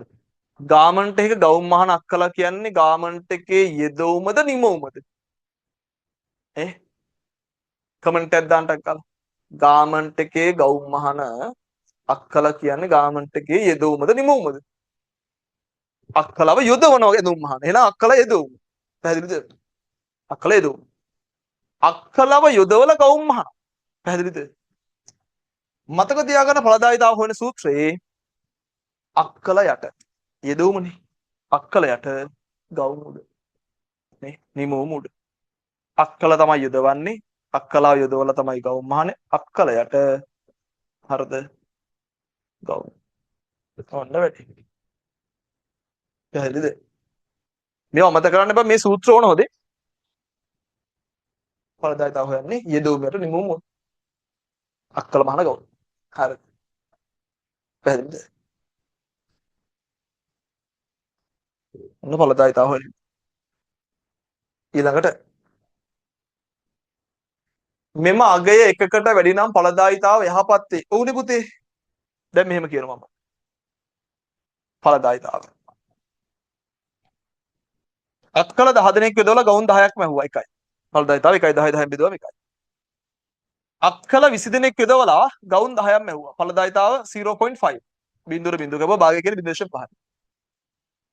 යහපත්ද? යහපත්ද? මෙහෙම හිතන්න. අක්කල 10 දෙනෙක් යොදවලා ගවුම් 20ක් මෙහුවා. ඵලදායිතාව 2යි. කෝකද හොඳ? කෝකද හොඳ?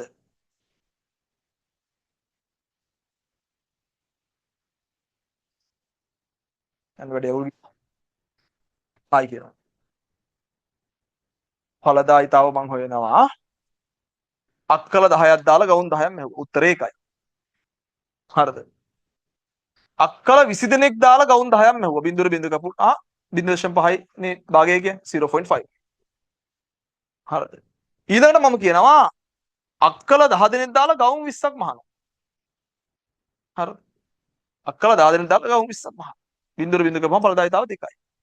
මට කියන්න දැන් මේකද හොඳ මේකද? මේකේ වෙලා තියෙන්නේ මොකද්ද? අක්කල 20 දෙනෙක් විසින් ගවුම් 10ක්. හරිද? 20 දෙනෙක් ගවුම් 10ක් මහලා. එක දවසක් තුර කියලා හිතන්න. මෙතන වෙලා තියෙන්නේ අක්කල 10 දෙනෙක් ගවුම් 20ක් මහලා. මේක හොඳ. එහෙනම් ඵලදායිතාව එකට වැඩි වුණොත් good. good. good නෙමෙයි good. හොඳයි. මේක හොඳ නෑ. ඵලදායිතාව එකට වඩා වැඩි වෙන එක තමයි හොඳ. probability එක ඵලදායිතාව කියන probability එක එකට වඩා වැඩි වෙන එක තමයි හොඳ. හරි. මොන ඵලදායිතාව? ඵලදායිතාව මතක තියාගන්න. මේ හොයන සූත්‍රයේම ඕන. හොයන සූත්‍රයෙන් මග තියෙන්න ඕන. ඒක මතක තියාගන්න විදිහ කිව්වා මම. පොඩි ගානක් දෙයක් එන්නත් බැරි නෑ. හරි. ඇවිල්ලා තියෙනවා. චුටි. හරි. ඵලදායිතාව ඉලක්කම් බලලා කියන්න පුළුවන් වෙන හොඳයි නරකයි. ඒ වගේම ඵලදායිතාව වැඩි කරගන්න පුළුවන් ක්‍රම කියන්න පුළුවන් වෙන්න උනාට. දැන් මෙහෙම එන්නකො මං එන්නම් මෙතනට වෙනම නෝට් එකක් ගන්න. ඵලදායිතාව වැඩි කරගන්න පුළුවන් ක්‍රම. එබා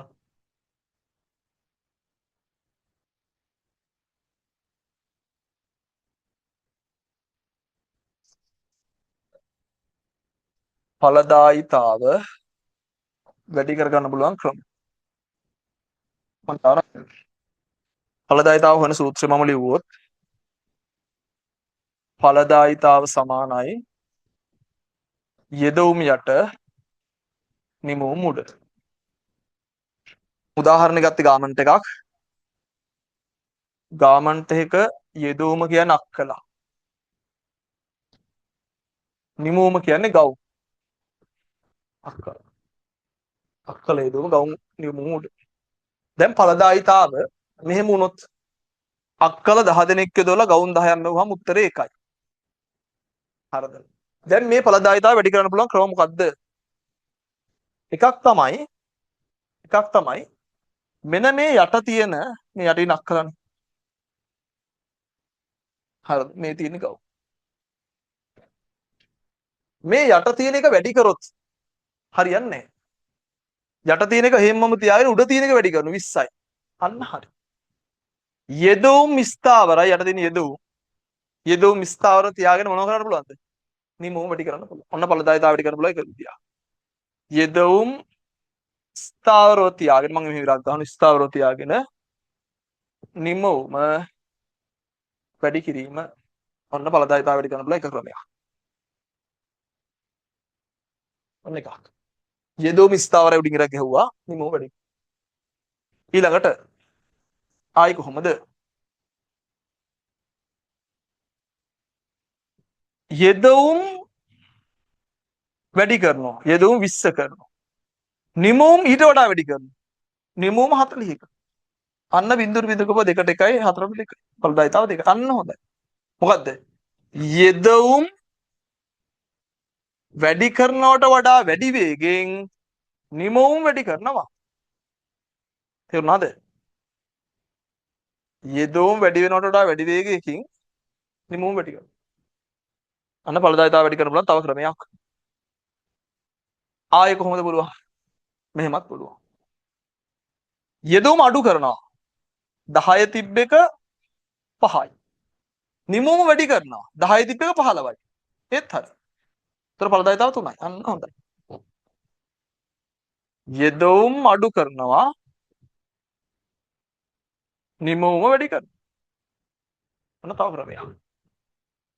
දැක්කද? ඊළඟට තව හිතන්න. මේකට වඩා වැඩි කරගන්න ඕනේ මෙයා ඉලක්ක.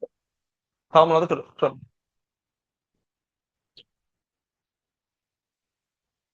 යෙදවුම් අඩු කරනවා. දැන් 10 තිබ්බ එක අපි 5 කරනවා කියමු. 5යි. නිමෝම 10 තිබ්බ එක 8 කරොත් අන්න 1 ගානක් එනවා. 8ට 5 1යි 3ක් ඉදිරියේ 30ට 5 වරක් 6යි. 1.6. අන්න ඒත් වැඩි තමයි. මොකක්ද ඒ කරේ? යෙදවුම් අඩු කරනවා. හැබැයි ඊට වඩා අඩුවෙන් තමයි නිමෝම අඩු කරේ. අන්න ඊළඟ ක්‍රමය. යෙදවුම් අඩු කරා පොඩ්ඩක්. නිමවුම ඊට වඩා ගොඩක් අඩු කරා. සෝරි වැරද්දුවා. මෙහා දැන් බලන්න. යෙදවුම මොනවා කරාද? 10 5 කරානේ. ඒ කියන්නේ යෙදවුම ටික වැඩිපුර අඩු කළානේ. ඔන්න යෙදවුම ගොඩක් අඩු කරා. නිමවුම අඩුවෙන් අඩු කරා. ඒක කොහොමද කියන්නේ?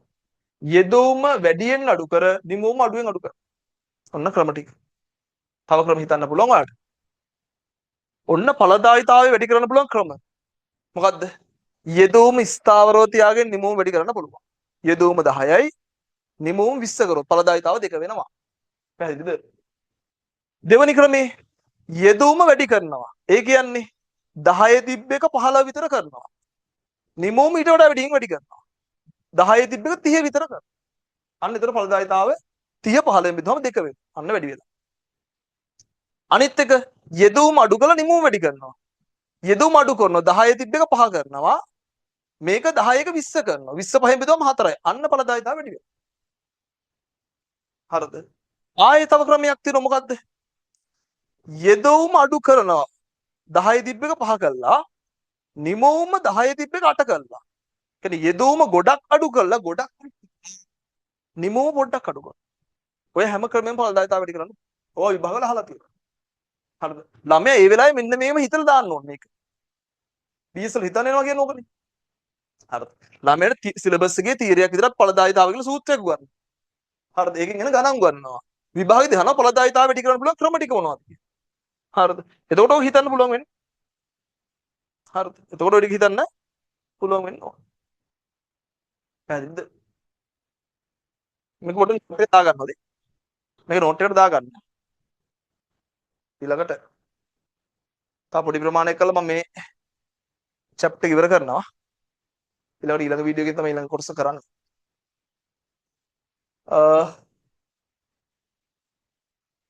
ව්‍යාපාරයට කළමනාකරණය අවශ්‍ය වීමට හේතු කතා කරලා ඉවර කරනවා. ඊළඟට කළමනාකරුවෝ ගැන කතා කරමු ඊළඟ වීඩියෝ එකේ. මේ බලන්න. ව්‍යාපාරයකට කළමනාකරණය අවශ්‍යයි. අපි මැනේජ්මන්ට් කියලා දෙයක් ඉගෙන ගන්න ඇයි? බිස්නස් එකකට ඇයි මැනේජ්මන්ට් ඕන? හරිද? කළමනාකරණය කියලා දෙයක් ඕනයි ව්‍යාපාරයකට. ඒක තමයි කතා කරන්නේ. හොඳට බලන්න. එකක් තමයි ව්‍යාපාරයේ අරමුණු හා පරමාර්ථ නිශ්චිත කාලයක් තුළ අපේක්ෂිත ආකාරයෙන් ඉටු කර ගැනීමට අරමුණු හා පරමාර්ථ අපේක්ෂිත ආකාරයෙන් ඉටු කර ගන්න පුතේ අපේක්ෂිත ආකාරයෙන් ඉටු කර ගන්න අපිට තියෙන්න ඕන මොකක්ද? මැනේජ්මන්ට් එක. මිනිස්සු නිකන් ඔහේ වැඩ කළා හරියන්නේ නැහැ.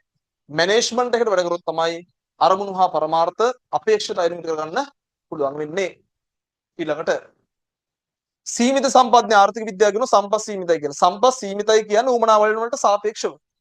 හරිද? සම්පත් සීමිතයි කියන්නේ උමනාවල් වලට සාපේක්ෂව. අපේ උමනා සීමිතයිනේ. අපිට උමනා සීමිතයි. ඒ කියන්නේ හෙට මම බෙන්සියක් ගෙනාවොත් හෙට මම මොකද්ද දැන් V8 එකක් ගෙනාවොත් ඒකෙන් මගේ ආශාව ඉවර වෙන්නේ නැහැ. ඊළඟට මට ආයි චොපර් එකක් ගන්න හිතේ. චොපර් එකක් ගෙනහම මේක ඉවර වෙන්නේ නැහැ. ප්‍රයිවට් ජෙට් එකක් ගන්න හිතේ. ඉවර වෙන්නේ නැහැ මගුල. නේ හන්දට යන්න හිතේ. එහෙමනේ. දැන් ඉලෝන් මස් මේ වෙද්දී අංගහරු වලට යන්න යාන හදලා තියෙනවා. හැබැයි එයාගේ ආශාව ඉවරලා නැහැ. එයා තවත් දේවල් හොයනවා. දැක්කද? ඒකයි වැඩි. සීමිත සම්පත් වලින් උපරිම සීමිත සම්පත් වලින් උපරිම ප්‍රයෝජන ගැනීම සඳහා සම්පත් මනා ලෙස භාවිතා කිරීමට හරිද? ඊට පස්සේ වෙනස් වෙන පරිසර තත්ත්වයට අනුව සාර්ථක ව්‍යාපාර කාර්යයක් මෙහෙවන්න. හරි. ඊළඟට වෙනස් වෙන පරිසරය කියන්නේ ගතික පරිසරය. ගතික පරිසරය. ගතික පරිසරයට අනුව සාර්ථක ව්‍යාපාර කාර්යයන් මෙහෙවන්න. ඊළඟට තරඟයට සාර්ථක මුහුණ දෙන්න. අනිත් ව්‍යාපාරේ මැනේජ්මන්ට් එකක් නැහැ. මේ ව්‍යාපාරේ මැනේජ්මන්ට් එකක් තියෙනවා. අන්න අපිට පුළුවන් තරඟයට සාර්ථක මුහුණ දෙන්න. හරිද? ඊළඟට සමාජ වගකීම් ඉටු කිරීම තුළින් ව්‍යාපාර කටයුතු සාර්ථක කරගන්න. ව්‍යාපාරයේ දිගුකාලීන වූ ලාභදායී පැවැත්මක් සුරක්ෂිත කරගන්න. ඒ ලාභදායීත්වය ඇවිල්ලා ගිහිල්ලා වැඩක් නැහැ. මේක දිගු කාලය තුර මොනව කරන්න ඕනද? කන්ටිනියු කරගන්න පුළුවන් වෙනවා. අඛණ්ඩව තියාගන්න පුළුවන්. ඒකට මැනේජ්මන්ට් එකක් ඕන. හරිද? තව ව්‍යාපාරයේ සියලුම අංශ අතර කටයුතු සුමටව කරන්න. හරිද? සියලුම අංශ අතර කටයුතු සුමටව ස්මූත්ලි යන්න ඕන වැඩි. එකට එකක් ගැලපෙන විදියට. හරි. 7යි තව තියෙනවා. මේ තියෙන 12ක් තියෙනවා. මේ 12 කතා කරලා ඉවර කරනවා මේ කොටස. ඊළඟට දැන් මේ ටික කතා කරා. 8 ව්‍යාපාරය තුල අභ්‍යන්තර ගැටුම් අවම කර ගැනීමට. අභ්‍යන්තර ගැටුම්. මතක තියාගන්න අභ්‍යන්තර ගැටුම් තිබ්බොත් ලොකු ප්‍රශ්න ටිකක් තියෙනවා. ඔයාගේ පවුලේ වුණත් ගෙදර මිනිස්සු ගහමරා ගන්නවා නම් පිට මිනිස්සුත් ඔයාලට ගහනවා. හැබැයි පවුල මාර එකමුතු නම් කියන්නේ පවුලේ ප්‍රශ්න තියෙනවා ඕන පවුලේ ප්‍රශ්න තියෙනවනේ. හැබැයි පවුලේ කට්ටිය එකමුතුව ඉන්නවා නම් පිට කේස් එකක් අහම පවුලුන් එකමුතු වෙනවනේ. පවුලුන් රණ්ඩු වෙලා තියෙනවා. හැබැයි පිට කේස් එකක් අහම ඔක්කොම එක්ක වෙලා උඩ ගන්නවා. අන්න එහෙනම් පවුල ශක්තිමත් නම් හරිද? වටෙන් එන බාධක වලට මුහුණ දෙන්න පුළුවන්. දැන් ව්‍යාපාරය කරද්දී කොහොමද වටෙන් බාධක එනවා? තරංකරුවන්ගේ විවිධ ප්‍රශ්න එනවා. හැබැයි මොන ප්‍රශ්නේ ආවත් ඔයාට ඒවට මුහුණ දෙන්න පුළුවන් ව්‍යාපාර ආයතනයේ අභ්‍යන්තර ගැටුම් නැත්නම්. ආයි සම්පත් නාස්තිය වළක්වා ලාභ උපරිම කරන්න පුළුවන්. නිරන්තරයෙන් අලුත් වන තාක්ෂණයේ භාවිතය තුළින් ව්‍යාපාර කටයුතු කාර්යක්ෂම කරන්න පුළුවන්. පැහැදිලිද? ඊළඟට සංකීර්ණත්වයට හා විවිධත්වයට මුහුණ දීම සඳහා හරිද? ව්‍යාපාර ලෝකේ සංකීර්ණයි විවිධයි ඒවට මුහුණ දෙන්න පුළුවන්. අන්තිමට අක්‍රමවත් වැඩ කිරීමේ අවාසි මඟ හරවා ගන්න පුළුවන්. වැඩි. හරි. එතකොට මේ වලින් කැමැති 5ක් මතක තියාගෙන නෝට් එකට දාන්න. කැමැති 5ක් මතක තියාගෙන නෝට් එකට දාන්න. හරිද? අවසාන වශයෙන් කියන්නේ දැන් මේ වීඩියෝ එක බලපු ළමයි. ඔයා නිකම් මේක බලන් හිටින්න වැඩක් නෑ පුතා. ආයි පාරක් හරි බලන්න. ආයි පාරක් හරි බලලා මේකේ මම කිව්ව නෝට් ටික දාගන්න. මම කියනවා වගේ මාස 6න් මම ඔයාලට මේ සිලබස් එක කරලා දෙනවා. ඔයා 2025 වෙන්න පුළුවන් 26 වෙන්න පුළුවන්. හරිද? 27 ළමෙක් දැන් මම මේක බලන්න එපා. 27 ළමයි වෙන මැසේජ් එකක් දාන්න. ඒගොල්ලෝ මුලින්ම යන එකට සම්බන්ධ වෙන්න පුළුවන්. හරිද? දැන් මේකට අමතරව ඔයාලට මුල් පාඩම ඉඳන් යන වෙනම රෙකෝඩ් මාලාවක් ගන්න පුළුවන්. හරිද? මේකට සම්බන්ධ වෙන්න පුළුවන්. ලයිව් ක්ලාස් වලට එන්න පුළුවන්. හරිද? ලයිව් නැතුව පාඩමෙන් පාඩම රෙකෝඩ් ගන්න පුළුවන්. සර් මට මේ පාඩම විතරයි ඕන. මේ පාඩම විතරයි. පේපර් ක්ලාස් වලට එන්න පුළුවන්. හරිද? සර් මට පේපර් ක්ලාස් එකක් ඕන. මේ ටික විතරයි ඕන. ඒ ඔයාට කැමති විදිහට ඔයාට ඕන විදිහට කස්ටමයිස් කරලා වැඩේ කරන්නේ. ඔයාට ඕන විදිහට බීස් කරලා දාලා දෙනවා. ඔයා මාත් එක්ක හැබැයි පර්සනල් කතා කරන්න ඕන. ඔයාගේ ප්‍රශ්නේ මොකක්ද? ඒකට මොකක්ද වෙන්න ඕන කියලා මම කියනවා ඊට පස්සේ. ඒකද මේ වැඩේට සෙට් වෙන්න. හරිද? මේක ඔයාගේ ජීවිතයේ දිනන ලැබිච්ච වටිනා අවස්ථාවක්. මේක මිස් කරගන්න එපා. හරිද? මේ අවස්ථාවේ උපරිම ප්‍රයෝජන අරන් ලස්සන වැඩේ කරගන්න. BS කියන මරු විෂයක්. හරිද? ඒක ෂෝක් විෂයක්. ඒ විෂය ලස්සන කරගන්න. එහෙනම් හීන වලට පියාපත් දෙන අපේ BS පන්තියේ පළවෙනි chapter එක පළවෙනි කොටස මෙහෙම ඉවර වෙනවා. හරිද? ඊළඟ කොටසෙන් හම්බෙමු. හරිද? හැබැයි අපි සියලුම කොටස් YouTube වලට මුදා හරින්නේ නැහැ හැමෝටම බලන්න පුළුවන් විදියට. සමහර කොටස් ඒ කියන්නේ බහුතර කොටස් ප්‍රමාණයක් පේමන්ට් කරපු ළමයිට විතරයි දාන්න නැත්නම් ඒගොල්ලන්ට කරන සාධාරණයක්. හරිද? යම් කොටස් ප්‍රමාණයක් YouTube එකට දාන්න. ඒ කොටස් ප්‍රමාණය උපරිම දෙයක් කරගන්න. හරිද? එහෙනම් සුදායි කාලයක් දේශන පරිසමාප්තයි. අපි ඊළඟ chapter එකෙන් හම්බෙමු. අයබෝවන්.